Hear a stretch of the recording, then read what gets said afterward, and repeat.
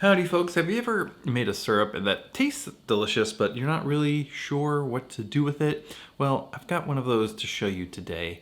I have figured out a delicious drink to show you, which I'll show you here in a minute. It's caramel syrup. Let's go.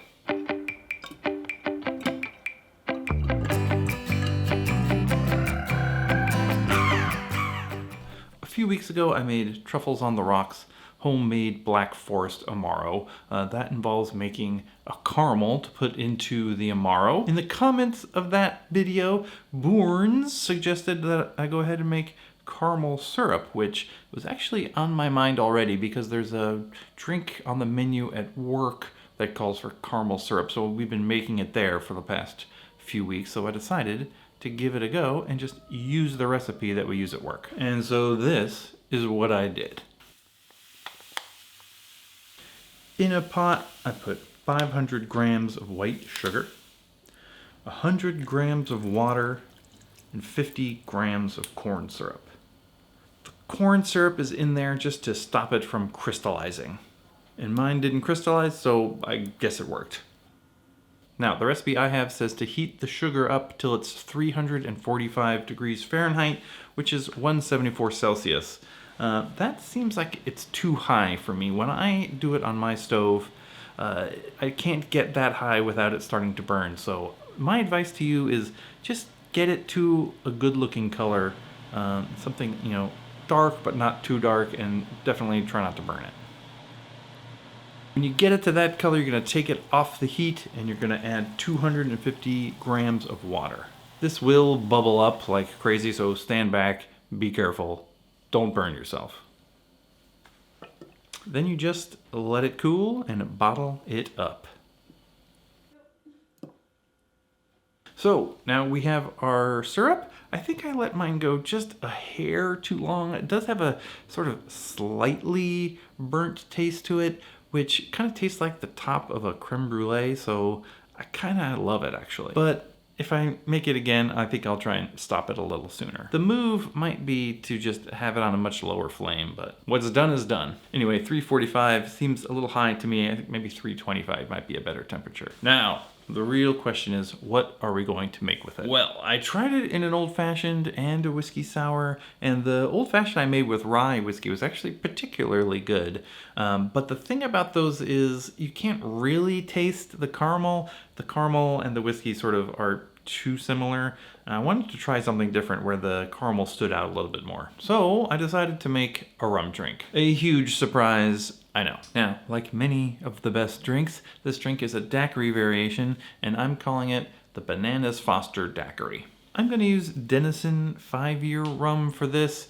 This is a blend, but it's mostly Trinidadian rum, with a little bit of Jamaican pot still thrown in there as well.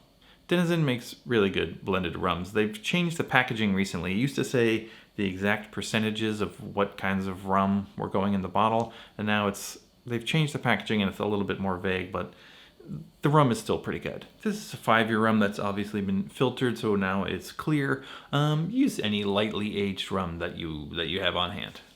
I'm using caramel syrup, of course, and lime, and banana liqueur. When it comes to banana liqueurs, there are a lot of options, but I decided to use Tempus Fugit banana liqueur this time around. I think banana bunch would work well, or even a combination. Always fun to use a combination of liqueurs if you have them on hand to add a little complexity. Now this drink has 2 sweeteners in it, and I don't want the final drink to be too sweet, so I'm going to add this stuff called Lactart. Lactart is made by a place called The Art of Drink. They have a YouTube channel. It's this fella who does a lot of science. It's a lot of mostly soda fountain based drinks, but he does some cocktail content as well.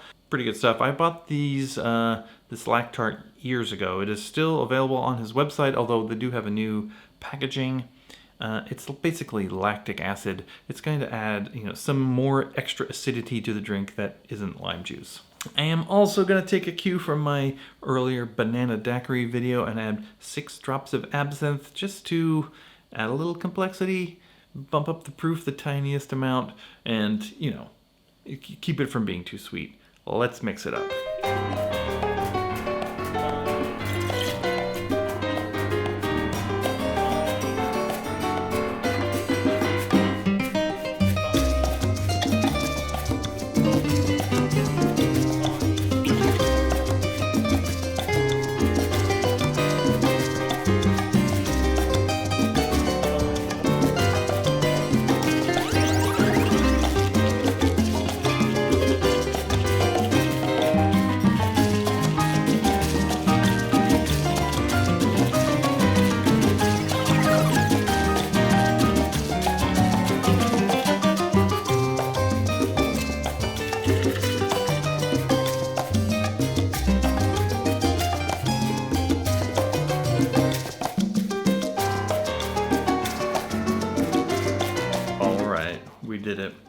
thing comes out with a beautiful sort of orange color, which a little unexpected.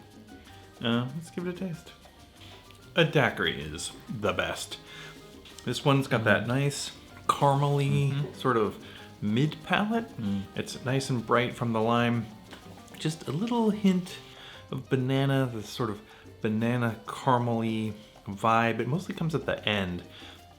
And the absinthe too. The absinthe is just this little hint of licorice that sort of cleans up the finish. Delicious. It's I wanted to put that lactart in to keep it from being too sweet, because I wanted to put a lot of sweetener in for the flavor. So it really helps sort of counteract some of the sweetness without being too much lime, if that makes sense. It's a sort of slightly different sort of tartness to the lime. The lime is, a different sort of acid than lactic acid. So yeah, this is a really, really delicious daiquiri. So yeah, that works really well. And in this one, you can definitely detect the caramel, which is one of the things I like most about it. But this syrup works well just as a general purpose syrup as well. Like, I made some old fashions, I made some whiskey sours. They were perfectly delicious, and you couldn't really get a lot of caramel flavor, which is why I didn't make it for this video. But in a sense, that's fine. Like, it just tastes like sugar, so you can sweeten an old fashioned with it, and it's not going to get in the way, of other flavors in your drink. So I think I'm going to use this caramel syrup just as a general purpose syrup moving forward. Maybe I'll discover some other great uses for it, and if so, you'll be the first to know. All right, leave any comments or questions down below. In the meantime, thanks for watching, and we'll see you next time.